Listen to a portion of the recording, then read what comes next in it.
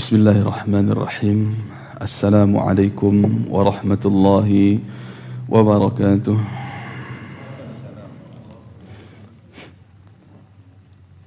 Innal hamdalillah nahmaduhu wa nasta'inuhu wa nastaghfiruh wa na'udzu billahi min shururi anfusina wa min sayyiati a'malina.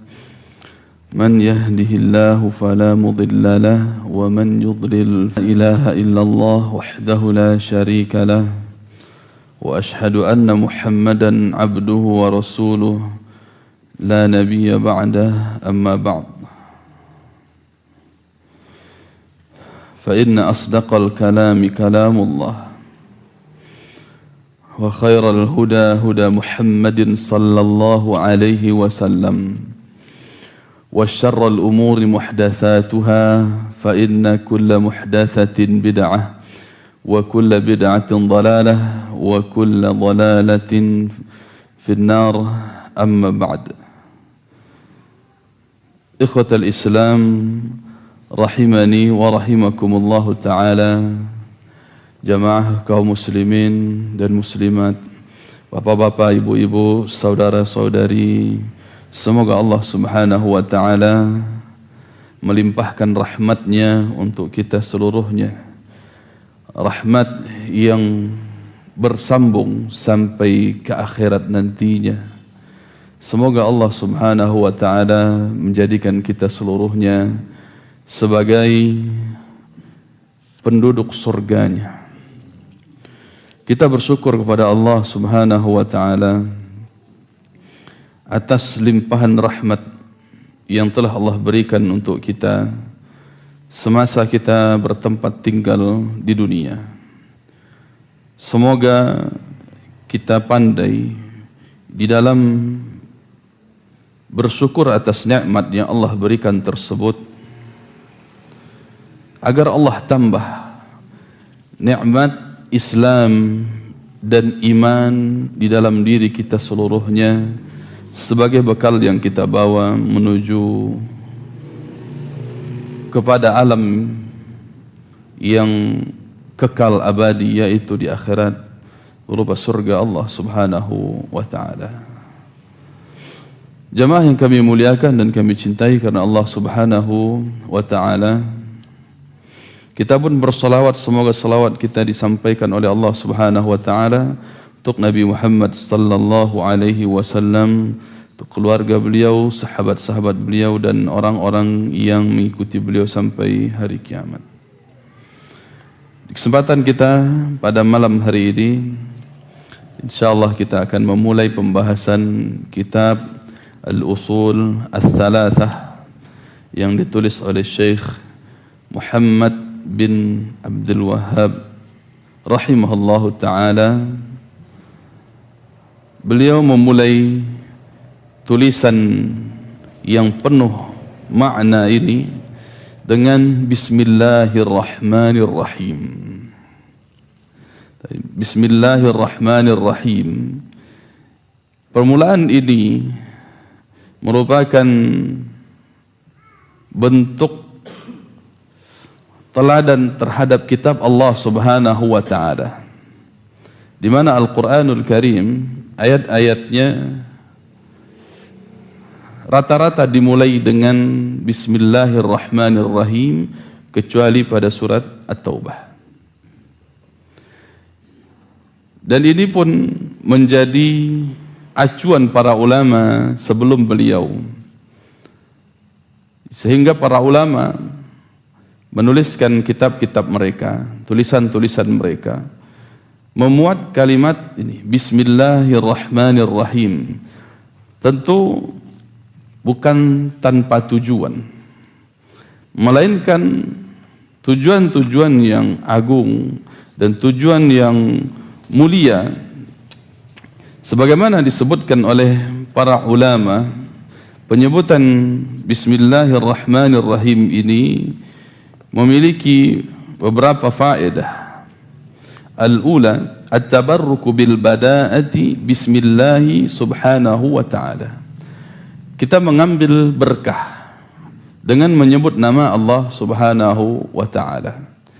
Dan ini diantara bentuk tabarruk yang disyariatkan, mencari berkah dengan menyebut nama diantara nama-nama Allah Subhanahu wa Ta'ala. Maka di sini pun disebutkan 3 diantara nama Allah, yaitu yang pertama adalah Allah itu sendiri, lafzul jalalah. Kemudian Ar-Rahman, yang ketiga Ar-Rahim. Nah, penyebutan ini di dalam faedah yang keduanya adalah ifadatul hasri lianna taqdimal muta'alliqi yufidul hasra.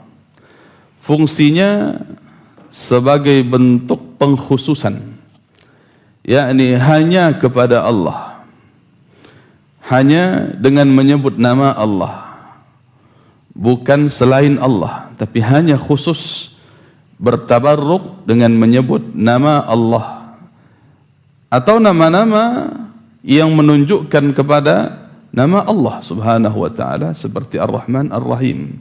Itu bagian dari nama-nama Allah. Sehingga mengkhususkan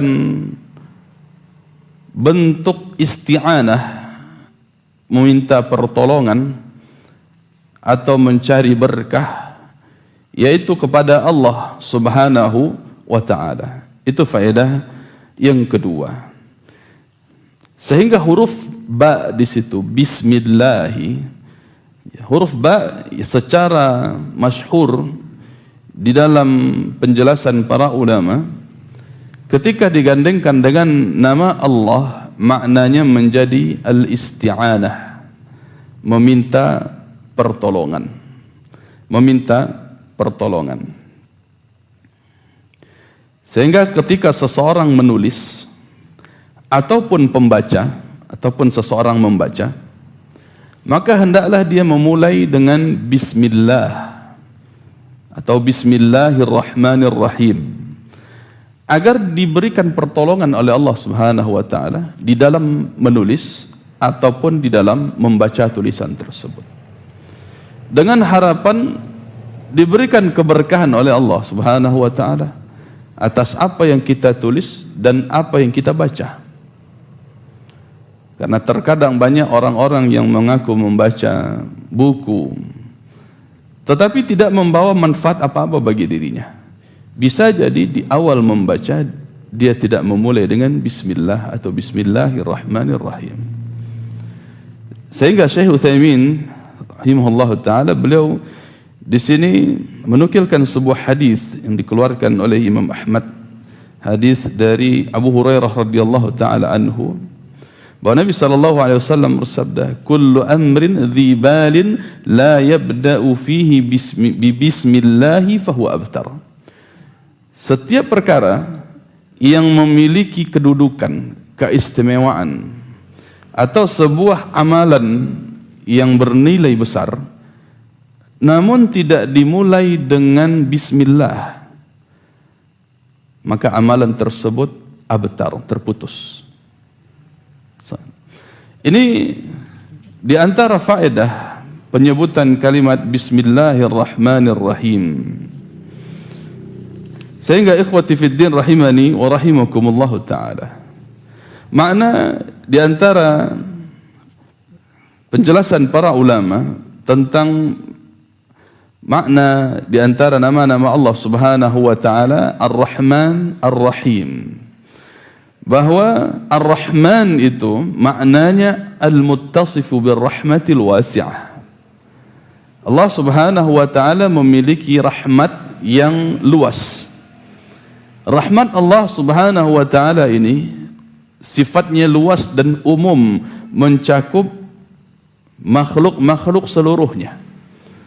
yakni ketika hidup di dunia semua mendapatkan rahmat Allah, walaupun orang tersebut orang kafir. Ini umum sifatnya. Sampai-sampai orang-orang kafir pun dapat. Binatang, tumbuhan, apapun yang ada di dunia ini tidak terluput dari rahmat Allah Subhanahu wa taala. Itu makna Ar-Rahman. Adapun Ar-Rahim, yakni dzur rahmatil wasilah, rahmat yang bersambung setelah kehidupan dunia yang dikhususkan untuk orang-orang yang beriman saja. Sehingga dalam sebuah riwayat dari Nabi sallallahu alaihi wasallam bahwa Allah Subhanahu wa taala memiliki 100 rahmat, 99-nya disiapkan khusus untuk orang-orang yang beriman, dan satunya yakni umum sifatnya ketika hidup di dunia untuk siapapun yang Allah kehendaki. Sehingga ikhwati fiddin rahimani wa rahimakumullah ta'ala, jangan sampai kita tertipu dengan salah satu atau satu saja dari rahmat Allah di dunia ini, kita menganggap itulah keseluruhan rahmat Allah. Tidak. Sehingga kita menganggap kehidupan ini hanya dunia, sehingga kita menganggap tidak ada rahmat berikutnya. Ini keliru. Justru seharusnya dengan satu rahmat tersebut kita jadikan sebagai bekal menuju akhirat kita. Akan ada 99 lagi, 99% yang Allah siapkan tersambung sampai hari akhirat, khusus hanya untuk orang-orang yang beriman. Jamaah yang kami muliakan, mencintai karena Allah Subhanahu wa taala. Kemudian setelah mengucapkan ini, setelah menuliskan Bismillahirrahmanirrahim, Syekh rahimahullah ta'ala beliau mengatakan, i'lam rahimakallah annahu yajibu alaina ta'allumu arba'i masail. Ketahuilah, semoga Allah merahmati engkau wahai pembaca, bahwa wajib atas kita mempelajari 4 hal.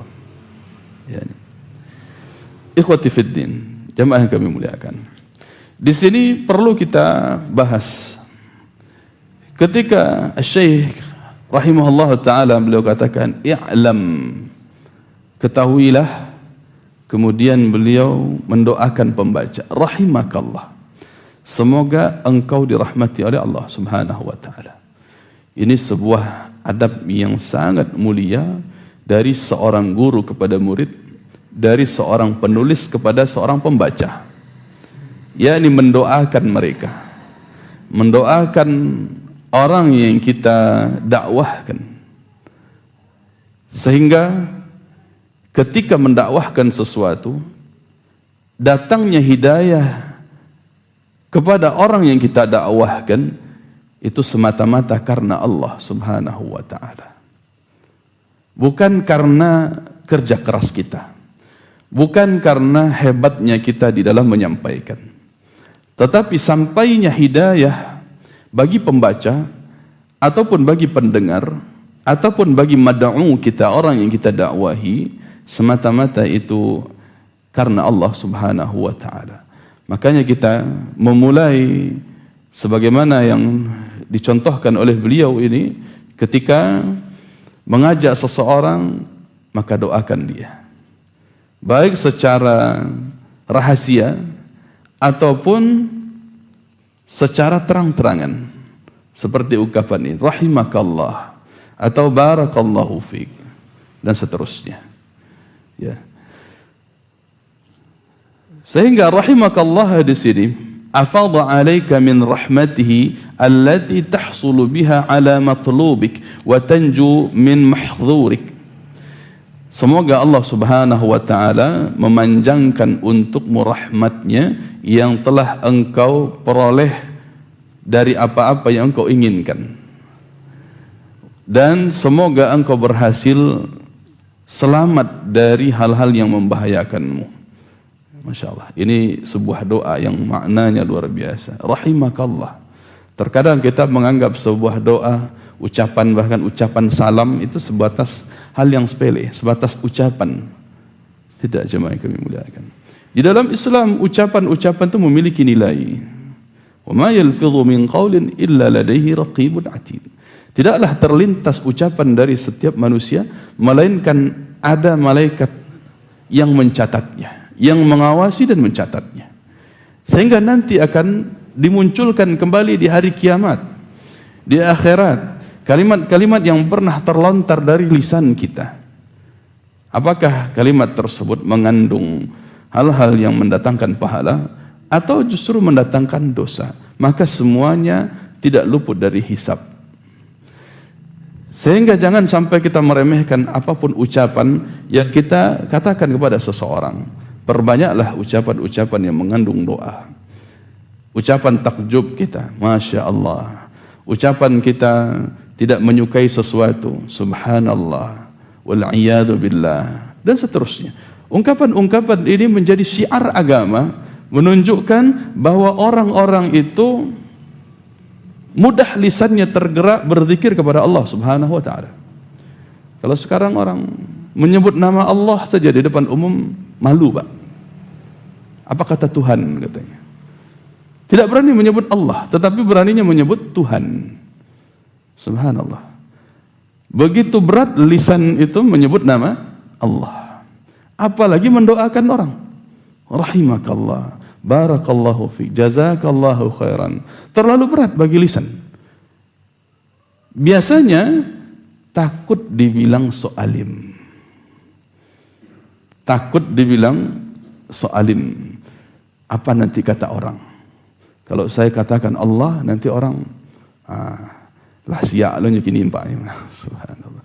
Kita terlalu banyak memikirkan kata orang. Akhirnya kita tidak peduli dengan rahmat Allah Subhanahu wa ta'ala. Bahkan kan baru-baru ini ada orang-orang antara orang liberal, tidak tahu ini agamanya apa, yang menghina ucapan barakallahu fiik, tabarakallah, subhanallah. Dia hina ucapan tersebut, menganggap bahwa orang yang sukses itu lisannya bersih dari ucapan-ucapan ini. Menganggap agama Islam itu terbelakang. Subhanallah, dengan ungkapan-ungkapan. Ini terbukti. Mulai dimunculkan pandangan-pandangan bahwa orang yang mengucapkan kalimat-kalimat Allah Subhanahu wa ta'ala dianggap ini orang terbelakang. Mulai dijadikan opini-opini liar. Subhanallah. Kalau begini prinsip kita beragama, bagaimana nanti nasib di akhirat? Ikhwati fiddin rahimani wa rahimakumullah ta'ala. Maka jangan sungkan kita untuk mendoakan seseorang. Ya, ketika seseorang memberi kita sesuatu, ucapkan jazakallahu khairan. Jawab wa jazakallahu khairan. Atau barakallahu fiik. Ya, ini biasakan kalimat-kalimat seperti ini. Ya, sebagaimana hal ini pun dibiasakan oleh Syekh di sini, rahimakallah, untuk pembacaan. Wasani'ul muallif rahimahullah yadullu ala inayatihi wa syafaqatihi bil mukhatab wa qasdil khairi lahu. Dan penulisan ini sebagai maksud dari muallif, dari penulis, yakni Syekh Muhammad bin Abdul Wahhab rahimahullahu taala, dalam bentuk kepedulian beliau, kemurahan hati beliau bil mukhatab, bagi orang yang beliau ajak bicara, yakni pembaca. Wa qasdil khairi lahu, dan bermaksud baik untuk orang yang membacanya. Baik. Kemudian ikhwati fiddin, jamaah yang kami muliakan, kami cintakan Allah Subhanahu wa taala. Barulah beliau sambung, annahu yajibu alaina ta'allumu arba'i masail, bahwa wajib bagi kita untuk mempelajari 4 persoalan, 4 hal yang terambil dari surat Al-Asr. Nanti akan kita bahas insyaallah. Permasalahan yang pertama adalah al-ilmu, wa huwa ma'rifatullah wa ma'rifatu nabiyhi wa ma'rifatu dinil islami bil adillah. Yaitu ilmu. Ya, berilmu. Apa yang disebut dengan ilmu? Yaitu idrakus syai' ala ma huwa alaihi idrakan jaziman. Idrakus syai' ala ma huwa alaihi idrakan jaziman. Mengetahui sesuatu di atas yang sebenarnya dengan pengetahuan yang jelas, yang pasti. Jadi mengetahui sesuatu dalam keadaan sebenarnya seperti apa. Bukan sebatas mengaku-ngaku tahu, tidak. Tetapi mengetahui sesuatu atas keadaan yang sebenar-benarnya. Baik. Maka di sini al-ilmu yang beliau maksudkan adalah ma'rifatullah, mengenal Allah Subhanahu wa taala. Sehingga mengenal Allah tentu mentauhidkannya.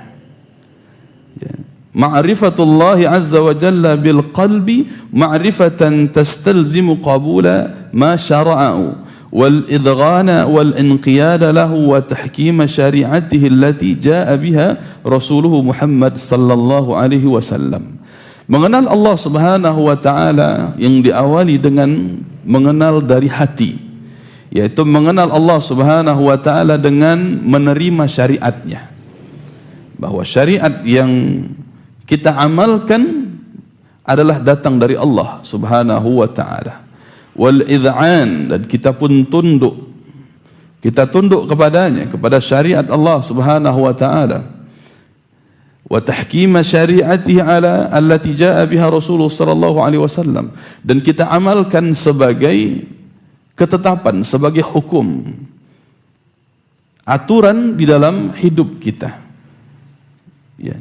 Sehingga ketika seseorang mengenal Allah Subhanahu wa taala, maka dia akan mengenal apa hak Allah untuk ditauhidkan, untuk dipatuhi perintah-perintahnya, dijauhi larangan-larangannya. Dia tahu hak Allah Subhanahu wa taala. Sehingga hanyalah kepada Allah ia beribadah, dan hanya kepada Allah ia memohon pertolongan. Sehingga seseorang yang mengenal Allah Subhanahu wa taala, dia tidak akan menyekutukan Allah Subhanahu wa taala. Dia akan menjalankan syariat sebagaimana yang dibawa oleh Nabi Muhammad sallallahu alaihi wasallam. Wa yata'arrafu al-'abdu 'ala rabbih bin-nadhari fil ayati asy-syar'iyyah fi kitabillah 'azza wa jalla wa sunnati rasulih sallallahu alaihi wasallam. Dan dengan demikian orang-orang yang mengenal Allah Subhanahu wa taala, maka dia akan mengenal Rabb-nya dengan memperhatikan ayat-ayat Allah yang terdapat di dalam Al-Quran dan sunnah Rasulnya sallallahu alaihi wasallam. Ini ilmu yang pertama. Yang kedua, wa ma'rifatu nabiyhi, mengenal nabinya, yakni Nabi Muhammad sallallahu alaihi wasallam. Al-ma'rifatu allati tastalzimu qabula ma jaa'a bihi min al-huda wa dinil haqq wa tasdiquhu fima akhbar wa imtithalu amrihi fima amar wa ijtinabu ma naha anhu wa zajar wa tahkimu syari'atihi war ridha bi hukmihi. Mengenal Rasulullah sallallahu alaihi wasallam konsekuensinya adalah kita menerima setiap apa yang datang dari beliau, diterima. Bagaimana Allah katakan, wa ma atakumur rasulu fakhudhuhu wa ma nahakum anhu fantahu. Apa yang datang dari Nabi Muhammad sallallahu alaihi wasallam maka ambillah, dan apa yang beliau larang maka tinggalkan. Sehingga ikhwati fiddin, jemaah yang kami muliakan, ketika kita mengenal Nabi Muhammad sallallahu alaihi wasallam, itu tidak suka-suka kita. Mana yang kita sukai dari sifat beliau kita ambil, yang kita suka tidak diambil. Ini munafik, bagian dari orang-orang zindiq. Dia mengambil mana yang sebatas yang ia suka. Tetapi orang yang beriman, semua yang datang dari Nabi SAW diambil. Kan ada orang-orang orientalis, subhanallah, orang-orang liberal, yang mengambil dari Nabi Muhammad SAW hanya adab saja. Adab yang mana? Yang beliau itu siddiq, amanah, fatanah, tabligh, itu saja. Tetapi tidak pernah mengambil tauhid dari Nabi Muhammad SAW. Tidak pernah mengambil akidah dari beliau.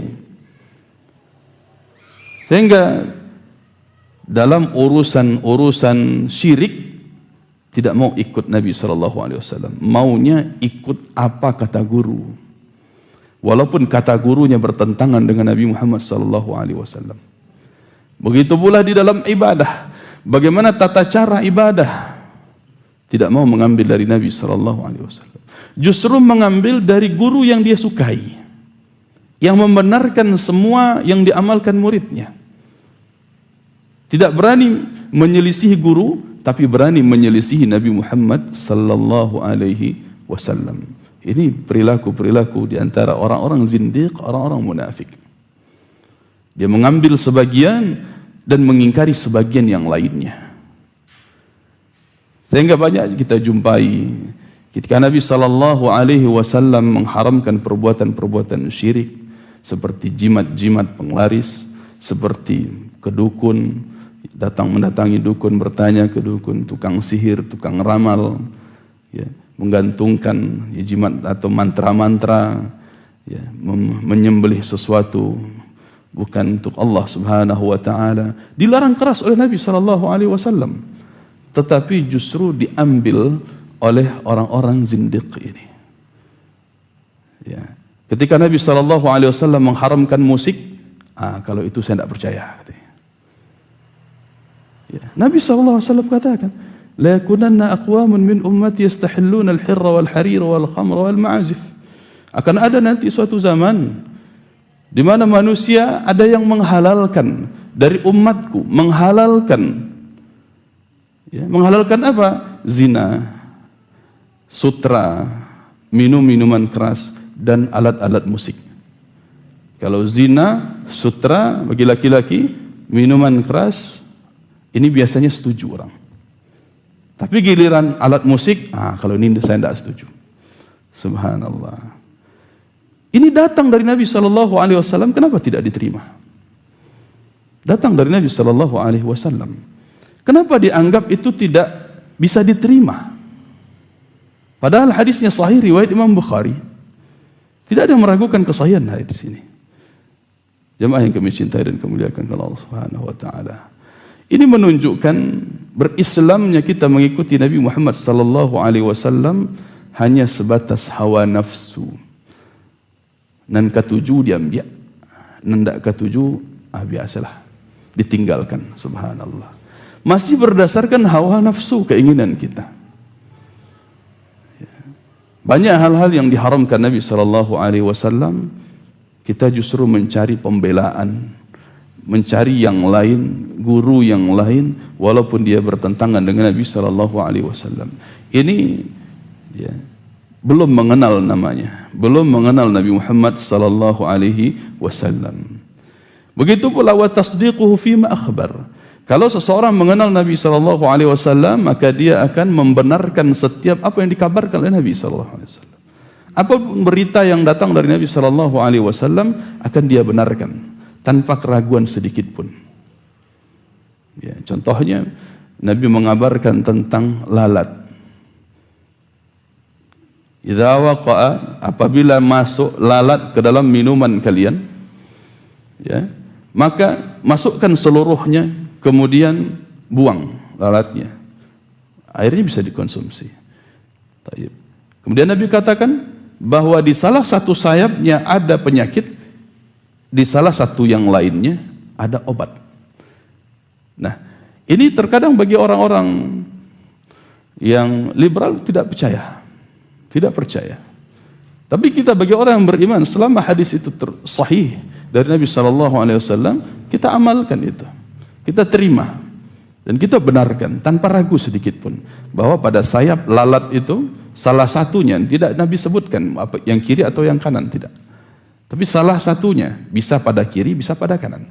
Ada penyakit dan salah satunya ada obat penawar dari penyakit tersebut, maka dicelupkan seluruhnya untuk menetralisir tadi. Menetralisir racun ataupun penyakit yang dibawa oleh lalat tersebut. Ya. Banyak hal-hal yang lain yang dikabarkan oleh Nabi sallallahu alaihi wasallam yang justru dianggap sepele, tetapi memiliki makna yang besar.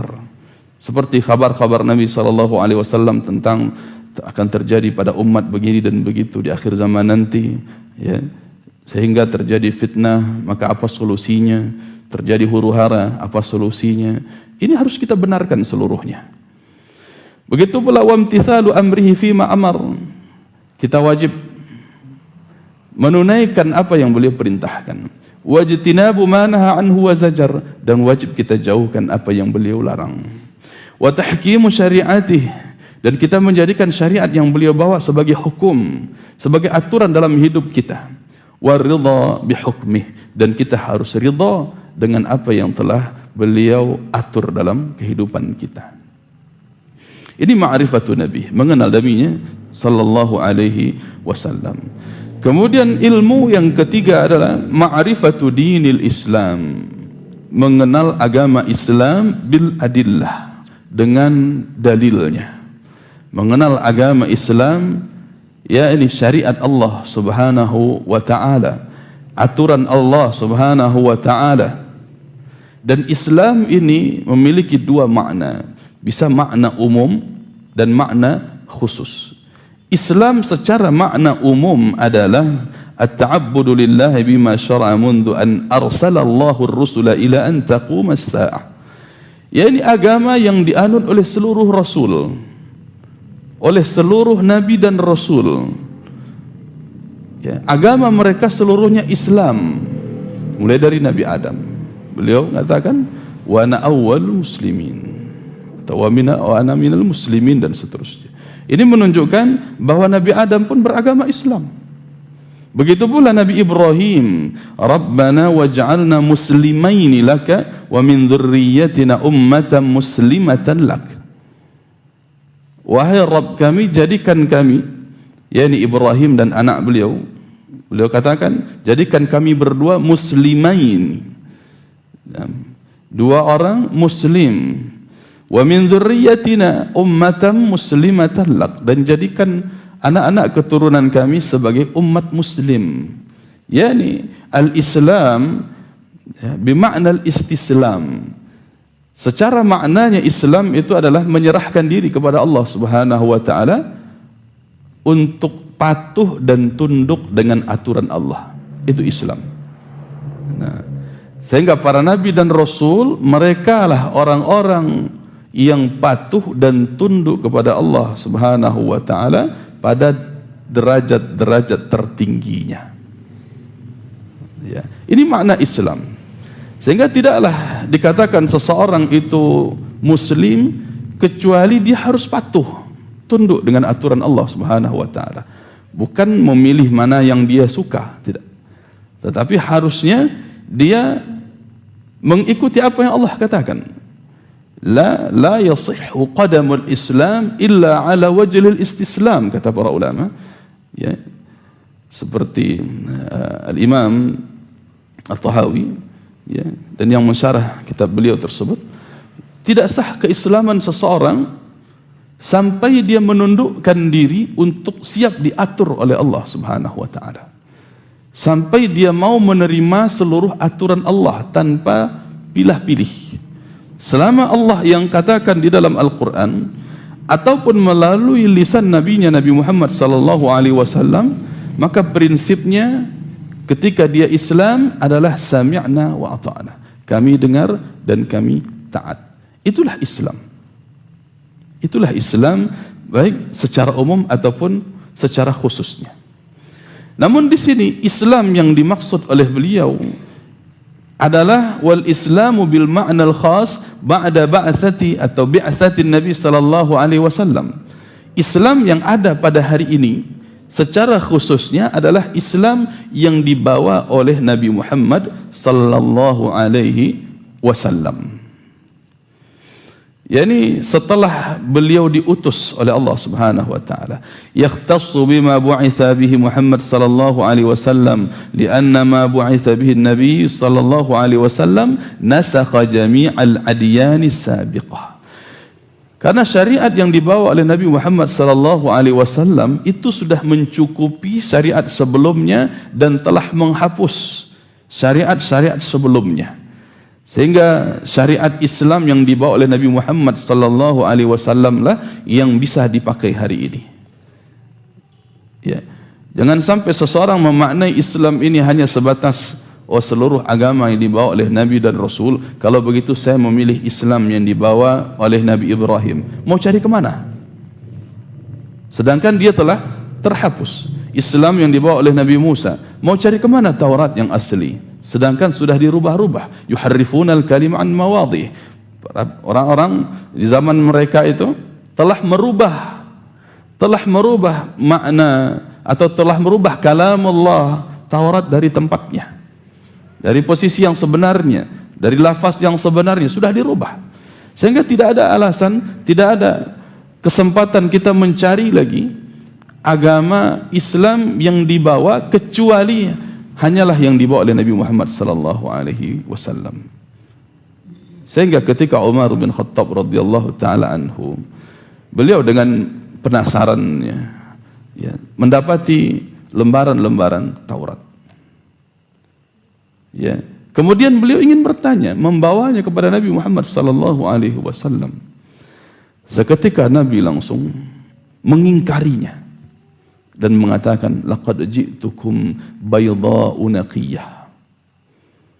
Ya, sungguh telah aku bawa kepada kalian agama yang terang benderang ini, agama yang putih bersih ini, agama yang jelas, sehingga kalaupun Musa pada hari ini hidup, kata Nabi SAW, ma wasi'ahu illa tiba'i, maka dia tidak punya pilihan lain kecuali harus ikut kepada syariatku, ikut kepada Islam yang aku bawa sekarang, tidak kepada Taurat lagi, tidak, tetapi Islam yang dibawa oleh Nabi sallallahu alaihi wasallam. Begitu pula nantinya ketika Nabi Isa alaihi salam turun di akhir zaman, beliau sebagai umat Nabi Muhammad sallallahu alaihi wasallam memakai syariat yang dibawa oleh Nabi Muhammad sallallahu alaihi wasallam, tidak membawa Injil lagi, tidak. Ikhwatul Islam rahimani wa rahimakumullahu ta'ala. Fa atba'ur rusuli muslimuna fi zamani rusulihim. Seluruh pengikut para rasul di zaman mereka itu disebut muslim. Di zaman mereka, khusus di zaman mereka. Fal yahudu muslimuna fi zamani Musa.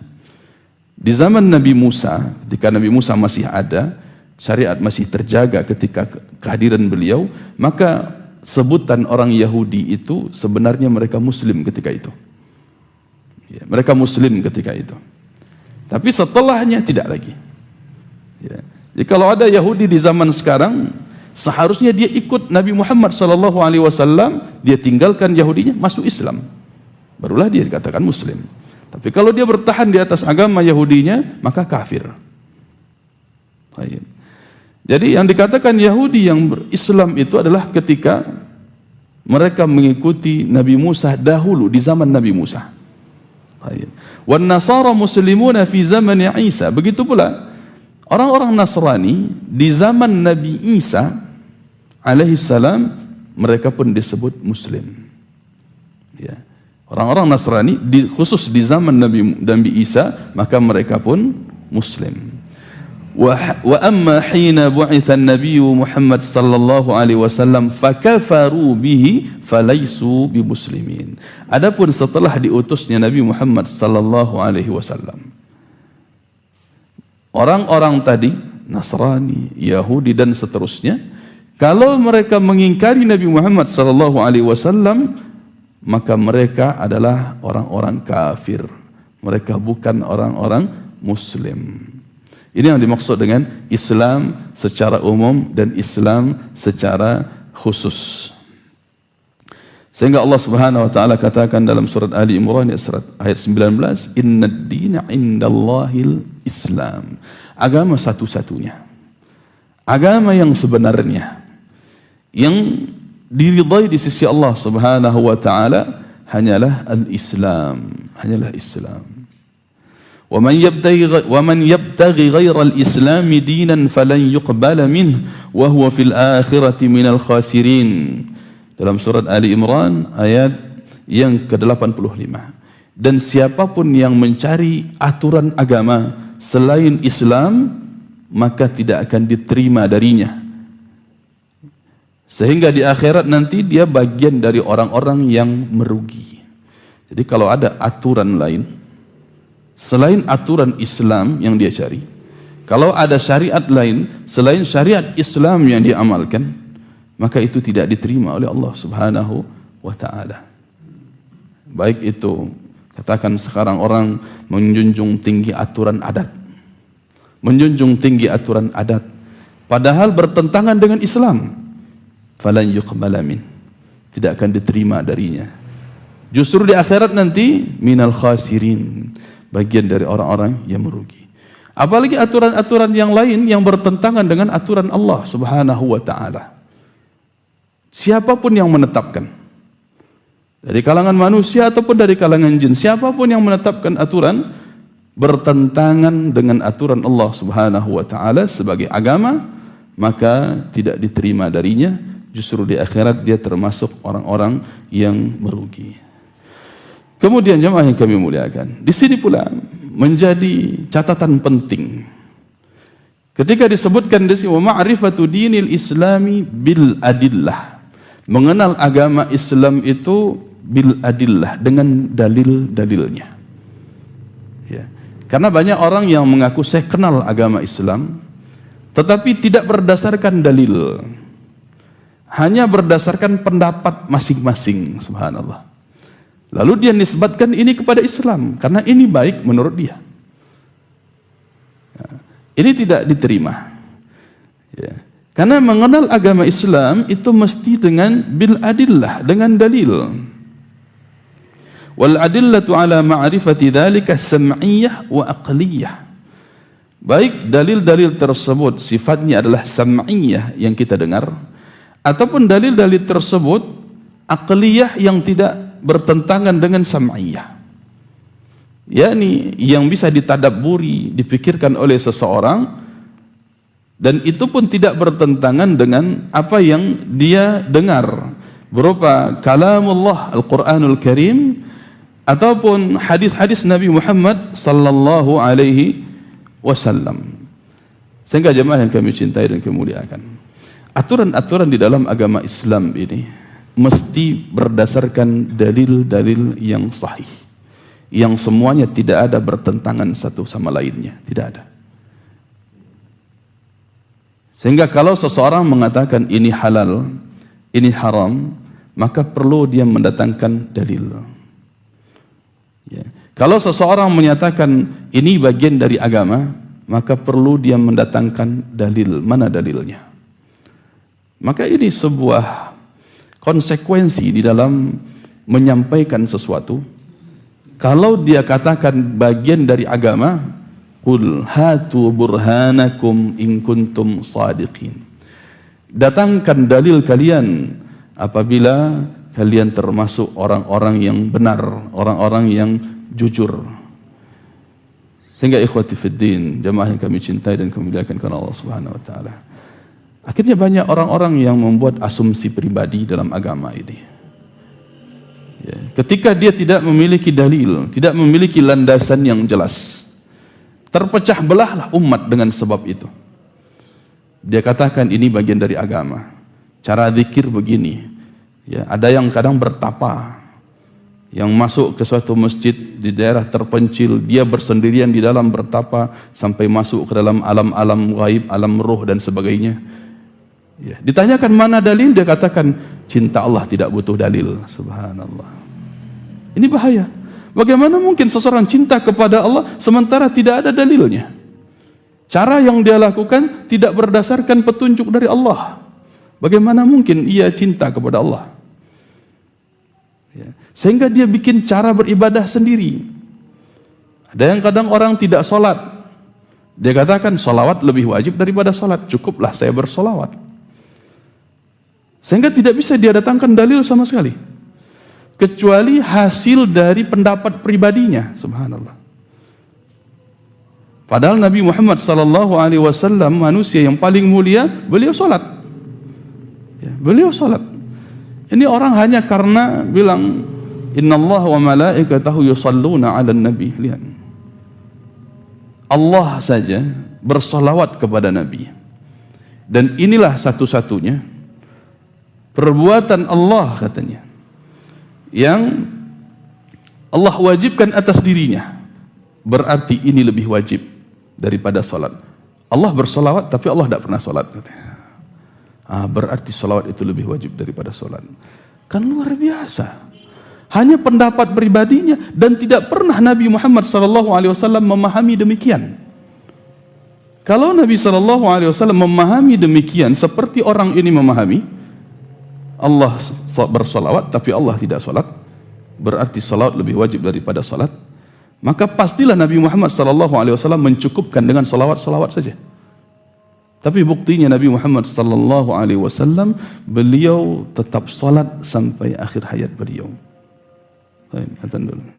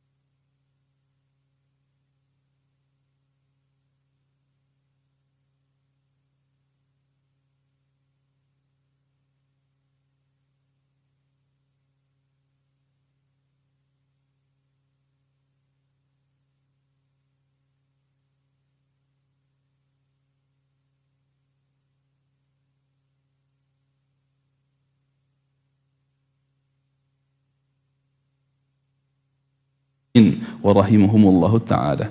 Jamaah yang kami cintai dan kami muliakan karena Allah subhanahu wa ta'ala. Ini kewajiban kita yang pertama, berilmu.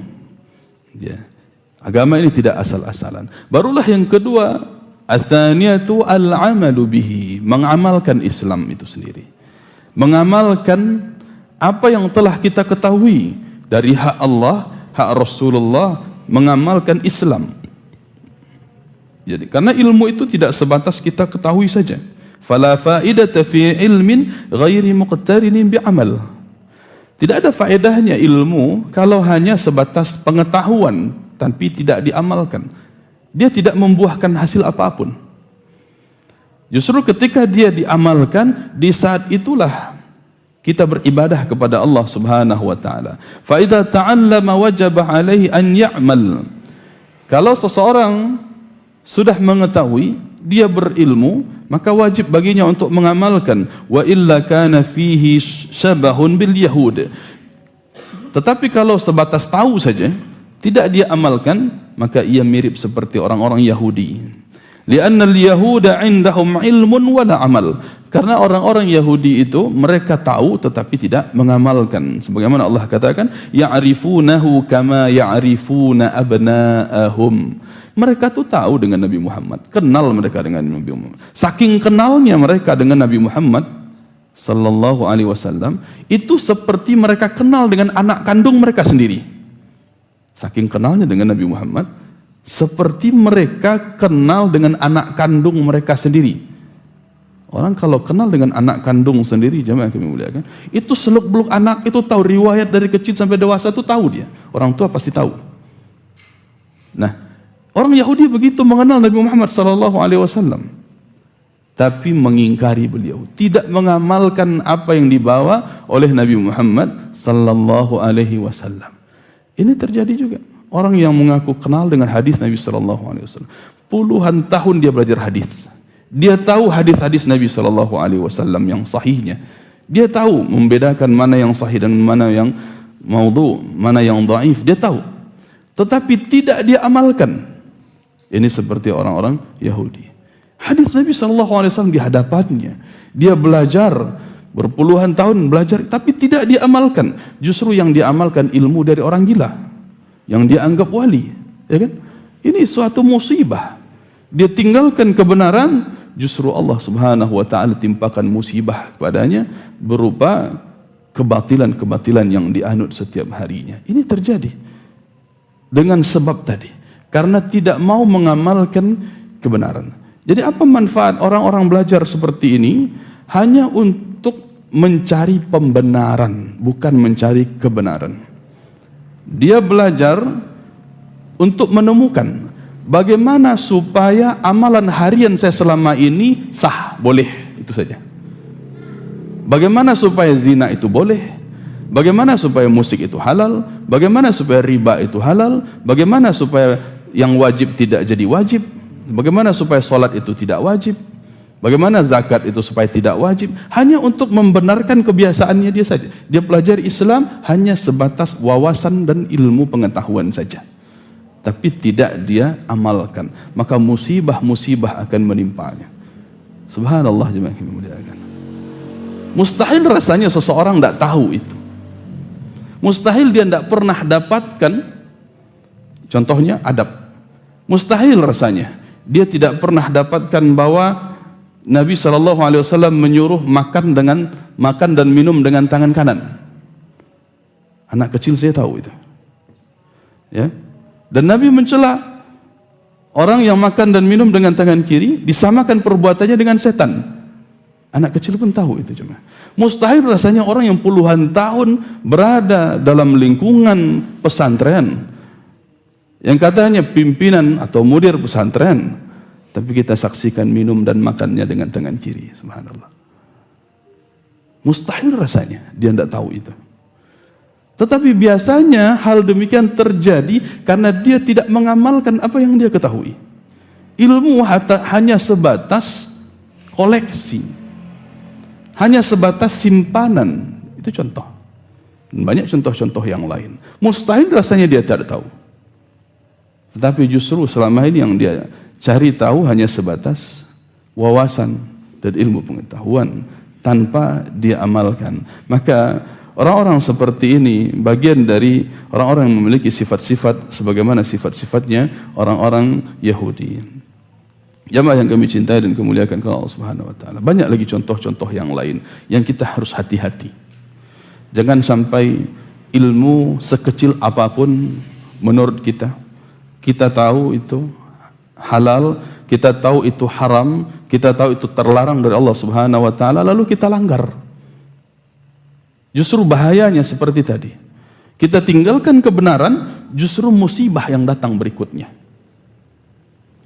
Kita berlindung kepada Allah Subhanahu wa taala jika diwafatkan dalam keadaan seperti ini.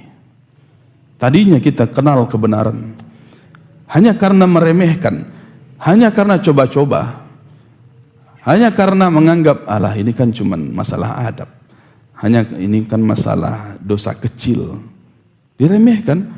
Akhirnya subhanallah wal iyadu billah, bisa-bisa sampai kematian kita pun akan rendahkan syariat Allah Subhanahu wa taala dengan sebab-sebab demikian. Jemaah yang kami cintai. Kemudian ats-tsalitsatu ad-da'watu ilaih. Setelah kita berilmu, kemudian kita mengamalkannya, barulah kemudian kita dakwahkan. Kita sampaikan. Walaupun dakwah itu tidak harus di mimbar, tidak harus di meja-meja kajian, namun dakwah itu berbagai fasilitas, berbagai cara yang tersebar. Wa majalud da'wati katsirah. Lahan dakwah itu banyak sekali. Minha da'watu ila Allah Ta'ala bil khitabah. Bisa dakwah itu memang dengan cara khitabah, yakni berkhutbah atau berceramah, itu salah satu saja. Wa minha da'watu ila Allah bil maqalat. Wa minha da'watu ila Allah bi halaqatil ilm. Bisa dakwah itu dengan membuat tulisan-tulisan, ya, menyebarkan tulisan. Ada orang yang tidak bisa berbicara tetapi dia bisa menulis. Bagus tulisannya, ilmiah, sesuai dengan dalil-dalil yang sahih, kemudian tersebar di masyarakat. Ini dakwah. Bisa dengan internet, bisa kepiawaian seseorang menjadikan tulisan-tulisannya itu mendapatkan rank pertama di pencarian misalnya. Orang ingin mencari hukum kurban menggunakan hewan betina misalnya, langsung muncul websitenya dia. Nah, ini sebagai lahan dakwah baginya, ya.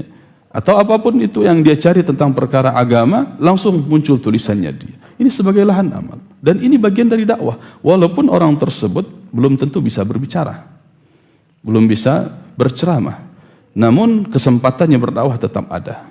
Atau juga bihalaqatil ilm, seorang yang mengadakan halaqah ilmu, baik dia sebagai pembicara atau sebagai fasilitator, ya, sebatas memfasilitasi bagaimana supaya halaqah ilmu ini tetap ada sebagai panitianya, namun dia tetap mengambil manfaat ilmu dari situ, tidak menyibukkan diri dengan kepanitiaan saja, tetapi mengambil manfaat ilmu juga sekalian, mendatangkan ustadz contohnya, ya. Ini bagian dari fasilitas yang dia lakukan, maka dia pun yang terdepan dalam mengambil manfaat ilmu dari situ, ya. Dan ia pun kemudian dengan sebab dia menjadi fasilitas terbukanya kesempatan orang lain untuk belajar di halaqah ilmu tersebut. Masya Allah, ini pahala yang besar dan kesempatan dakwah. Atau bit-ta'lif wa nashrid din an tariqit ta'lif, yang membuat tulisan berupa buku, menyusun artikel, menyusun buku dan sebagainya. Kemudian juga fil majalisil khasah, ya, dalam tempat-tempat duduk yang khusus. Bisa saja seseorang berdakwah itu, ya, misalnya dia sambil ngobrol, di mana ketemu kenalan baru, misalnya di warung, ada orang yang bertanya tentang sesuatu, atau kita ajak bicara, ya, hanya sebatas ngobrol, ini pun bagian dari lahan dakwah. Ada orang cuma iseng nanya-nanya ke kita, kita jawab dengan ilmu yang tentunya harus dimiliki dari awal, ya, karena dakwah itu mesti dengan ilmu. Maka ini bagian-bagian darinya, ya. Dan tentunya ada dakwah bil hal, dakwah dengan keadaan, yaitu menampakkan sikap kita, menampakkan sikap sebagai seorang muslim yang sebenarnya kemanapun kita, tetap menampakkan kejujuran. Ini dakwah. Orang yang jujur itu cepat diterima oleh seluruh kalangan, sehingga kejujurannya teruji Orang-orang yang tadinya masih kafir, dia bisa memeluk Islam dengan sikap dan sifat yang kita miliki. Begitu juga dengan menampakkan adab-adab yang baik yang lainnya, adab-adab yang santun, mulia, dan seterusnya, yang ini menjadi wasilah tersampaikannya ilmu atau hidayah kepada seseorang. Ini yang ketiga, ad-da'watu ilaih. Namun tentunya jamaah yang kami muliakan, berdakwah itu bukan mengajak manusia kepada pendapat kita, tidak. Tetapi ilaihi, yakni kepada Islam. Mendakwahkan manusia kepada Allah, kepada Rasul sallallahu alaihi wasallam, kepada aturan agama Allah, aturan Islam. Dakwahkan mereka kepada itu. Sehingga di dalam dakwah ini membutuhkan adanya ilmu. Adanya ilmu. Ud'u ila sabili rabbika. Ya, serukan mereka, dakwahkan mereka, orang-orang, ya, dakwahkan mereka tersebut kemana? Ila sabili rabbik, ke jalan Allah, ke jalan Rabb, yakni ke dalam Islam, bil hikmah wal mau'izatil hasanah, dengan hikmah dan mau'izah hasanah. Ya, hikmah di sini jelaskan para ulama yaitu ilmu dan perangkat-perangkat dalam menyampaikan ilmu, baik berupa kelembutan dalam menyampaikan atau kejelasan kalimat yang kita ucapkan. Ya. Wal mau'izatil hasanah, begitu pula dengan nasihat yang baik, nasihat yang baik. Wajadilhum billati hiya ahsan. Kalaupun dibutuhkan diskusi, maka berdiskusilah dengan cara yang benar, cara yang baik, bukan berdebat. Debat-debat yang akhirnya hanya sebatas pertengkaran, tidak.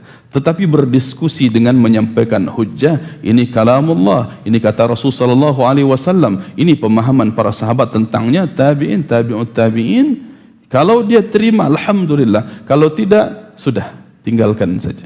Tidak diperpanjang sampai kepada perdebatan-perdebatan yang akhirnya tidak membawa manfaat apapun kecuali hanya kerasnya hati. Sehingga jemaah yang kami cintai dan kami muliakan karena Allah Subhanahu wa taala, begitu juga Nabi sallallahu alaihi wasallam katakan, diperintahkan oleh Allah Subhanahu wa taala untuk mengatakan, "Qul hadhihi sabili ad'u ila Allahi ala basiratin ana wa man ittaba'ani wa subhanallahi wa ma ana minal musyrikin." Katakan wahai Muhammad, inilah jalanku. Inilah jalanku. Aku berdakwah kepada Allah, yakni kepada Allah, bukan kepada diri beliau, tidak. Tapi kepada Allah, kita mendakwahkan manusia kepada agama Allah Subhanahu wa taala, bukan untuk menjadi pengikut kita, tidak. Tetapi untuk menjadi orang yang taat kepada Allah, menjalankan syariat Allah Subhanahu wa taala. Ya. Sehingga walaupun orang mengikuti Nabi Muhammad sallallahu alaihi wasallam, maka itu pun perintah dari Allah untuk mengikuti beliau. Ya, perintah dari Allah kepada kita untuk mengikuti Nabi Muhammad sallallahu alaihi wasallam. Adapun kita, orang-orang setelah Nabi Muhammad sallallahu alaihi wasallam, tidak ada hak mengajak manusia kepada pengikutan kepada kita. Enggak ada hak kita. Ikutlah saya, ikutlah golongan saya, ikutlah partai saya, ikutlah ormas saya. Bukan itu untuk itu dakwah, tidak. Tetapi dakwah itu mengajak manusia kepada Allah Subhanahu wa taala ala basirah, di atas ilmu. Basirah, di atas ilmu. Sehingga mendakwahkan seseorang itu mesti kita memiliki bekalnya dulu. Mesti memiliki bekal. Makanya diarahkan kepada kita, hal pertama yang diwajibkan adalah berilmu dulu, belajar dulu kita. Belajar kita. Kalaupun kita berdakwah dengan hal misalnya, kita belum bisa untuk menyampaikan ilmu, tetapi sikap baik sudah bisa kita miliki, akhlak baik bisa kita miliki. Lalu kita belum pas untuk menyampaikan. Ada orang yang bertanya, maka arahkan mereka kepada ahlul ilmi. Arahkan mereka ke kajian-kajian. Kalau antum ragu, ya ini, di sini kita ikut kajian nanti di tempat masjid di sana, masjid di sini yang sudah jelas. Inilah caranya. Ya, bukan malah kita paksakan untuk menjawab sementara kita tidak mengetahuinya. Kalau kita belum mengetahui atau minimal ragu pengetahuan kita masih samar, maka katakan dulu, la adri, aku belum tahu. Ayo kita tanya Ustadz Fulan, di kajian di sana, di sana, di sini. Nah, itu caranya. Ya. Maka tidak bisa kita paksakan untuk menjawabnya ketika kita tidak mengetahui. Inilah yang dimaksud dengan basirah tadi. Harus dengan pengetahuan yang benar, dengan ilmu yang benar, yang sah datang dari Allah Subhanahu wa taala, dari Rasul sallallahu alaihi wasallam, dengan pemahaman yang benar, yaitu pemahaman sahabat Nabi sallallahu alaihi wasallam dan orang-orang mengikuti beliau. Inilah jalan beliau, jalan Nabi Muhammad sallallahu alaihi wasallam, dan jalan wa manittaba'ani, jalan orang yang mengikuti beliau. Ya. Wa subhanallahi wa ma ana minal musyrikin. Maha suci Allah, aku tidaklah bagian dari orang-orang musyrik. Jamaah yang kami cintai dan kami muliakan karena Allah Subhanahu wa taala. Yang keempat adalah as-sabru 'alal adza fih. Bersabar. Bersabar terhadap gangguan. Bersabar terhadap gangguan di dalam dakwah itu sendiri. Di dalam menyampaikan ilmu itu banyak gangguan, betul. Orang-orang yang tidak menyenangi kita, orang-orang yang tidak suka dengan syariat yang dibawa oleh Nabi Muhammad sallallahu alaihi wasallam. Karena syariat Islam itu bukan mencari selera umat, tidak. Kalau Islam itu mencari selera manusia, tidak mungkin Nabi Muhammad akan dihina oleh paman kesayangannya sendiri, tidak mungkin. Abu Lahab tadi begitu sayang kepada Nabi sallallahu alaihi wasallam. Tetapi yang beliau bawa adalah sesuatu yang tidak menyenangkan Abu Lahab, yaitu kesyirikan diberantas. Abu Lahab tidak suka itu. Tidak suka diganggu ritual ibadahnya. Tidak mau dikatakan syirik, tidak mau disalah-salahkan. Itu Abu Lahab. Sehingga ketika mendapati Nabi Muhammad sallallahu alaihi wasallam, walaupun ponakan kesayangan, tetapi membawa sesuatu yang tidak disukainya, maka dicelah habis-habisan. Ini sifat Abu Lahab. Sehingga jamaah yang kami muliakan, ini bukti bahwa agama Islam itu datang bukan untuk memuaskan hasrat nafsu manusia, tidak. Tetapi dia datang untuk meluruskan manusia kepada kebenaran, walaupun tidak disukai oleh jiwa sekalipun. Tidak disukai oleh. Assalamualaikum warahmatullahi wabarakatuh. Bagaimana dengan seseorang yang berdakwah kepada manusia tapi maksiat secara terang-terangan juga dilakukan? Bagaimana kiat untuk menjaga dakwah ini dari orang yang jahil atau dari orang yang jauh dari ilmu? Barakallahu fiikum. Jamaah yang kami muliakan. Ya, dakwah kalau dilandasi dengan ilmu, maka ketahuilah kata Imam Ahmad rahimahullah taala, al-ilmu khasyatullah. Ilmu itu pada intinya membuat manusia takut kepada Allah Subhanahu wa taala. Takut kepada Allah Subhanahu wa taala. Bagaimana mungkin dia berdakwah sementara dia tidak takut kepada Allah, melakukan maksiat terang-terangan? Maka orang seperti ini tidak layak diambil ilmu darinya. Ya. Bukan berarti kita harus belajar kepada orang suci, bukan. Minimal di sini orang yang tidak terang-terangan berbuat maksiat, kalaupun dia tergelincir, dia segera bertobat. Itu orang alim. Dia takut kepada Allah Subhanahu wa taala. Kalau orang yang suci tidak mungkin ada. Setelah Nabi Muhammad sallallahu alaihi wasallam tidak mungkin ada. Sehingga jemaah yang kami cintai, di sini perlu menjadi pertimbangan. Kalau seseorang itu memang dia melakukan maksiat, tetapi tidak terang-terangan, ya, dan dia bertobat, segera bertobat kepada Allah Subhanahu wa taala atas maksiat yang dia lakukan, maka ini tidak masalah kita mengambil ilmu darinya. Yang bahaya itu ketika dia bermaksiat terang-terangan kemudian meremehkan maksiat itu. Tidak apa-apa, Allah kan Maha Pengampun. Ini orang tidak layak diambil ilmu darinya karena dia terpengaruh kepada akidah Murji'ah. Dia meremehkan dosa. Dia meremehkan dosa. Ini tidak layak diambil ilmu darinya karena akidahnya pun sedang bermasalah. Ya, dia bermaksiat, berpacaran sampai dia berzina, subhanallah. Kemudian dia benarkan, ya, dia katakan tidak apa-apa, Allah kan Maha Pengampun. Ini orang tidak layak diambil ilmu darinya. Ataupun maksiat yang terang-terangan dia lakukan seperti apa? Dia berhutang tapi tidak mau bayar. Sementara hartanya ada untuk bayar hutang. dia tidak mau bayar. Nah, ini juga maksiat terang-terangan, maka tak layak diambil ilmu darinya. Bermasalah akidahnya, bermasalah. Ya. Karena tidak membuahkan rasa takut kepada Allah Subhanahu wa taala. Ya. Adapun orang-orang yang tentunya ada yang tergelincir, ya, salah, walaupun itu terang-terangan tergelincir, tetapi dia mau dinasehati. Nah, ini beda lagi. Dia mau diingatkan, afwan, ini keliru, tidak begini seharusnya. Langsung dia tarik dan klarifikasi. Ah, ini wajib berhak untuk diambil ilmu darinya.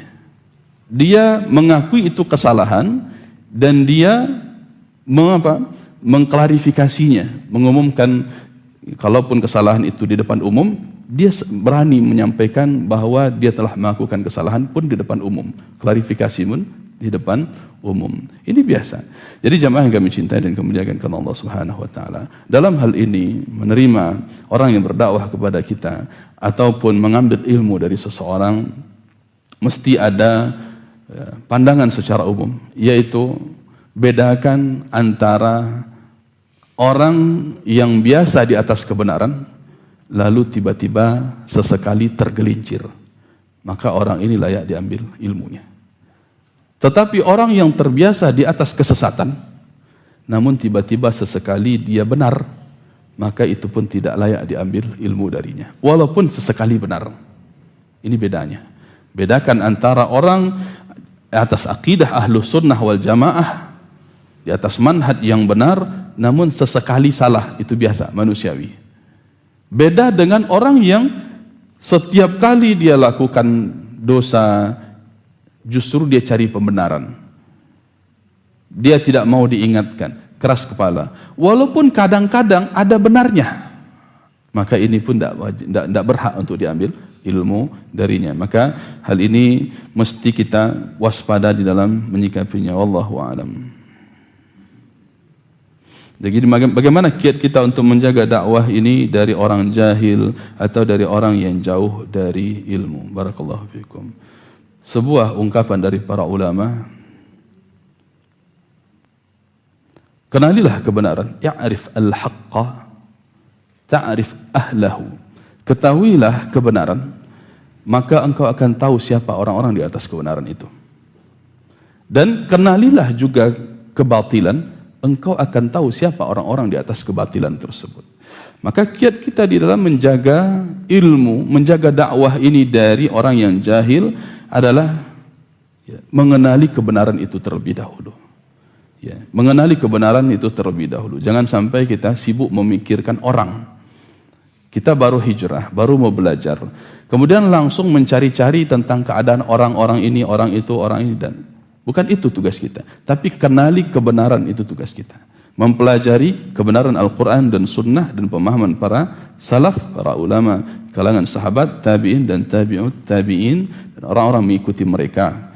Sehingga jemaah yang kami cintai dan kami muliakan karena Allah Subhanahu wa taala, intinya jangan pernah putus untuk belajar Islam. Jangan pernah berhenti untuk belajar bagaimanapun keadaan kita, berapapun usia kita. Maka mudah-mudahan Allah Subhanahu wa taala jadikan kita husnul khatimah di atas Islam itu sendiri, di atas semangat kita belajar menuntut agama Allah, mempelajari agama Allah sampai akhir hayat kita. Tidak ada kata terlambat jemaah yang kami muliakan. Tidak ada kata terlambat. Mudah-mudahan kajian kita bermanfaat dan menjadi tambahan keimanan untuk kita seluruhnya, termasuk khususnya bagi kami yang menyampaikan. Semoga Allah Subhanahu wa taala berikan istiqamah kepada kita seluruhnya. Subhanakallahumma wa bihamdik asyhadu an la ilaha illa anta astaghfiruka wa atubu ilaik. Salah dan kurang kami mohon maaf. Assalamualaikum warahmatullahi wabarakatuh.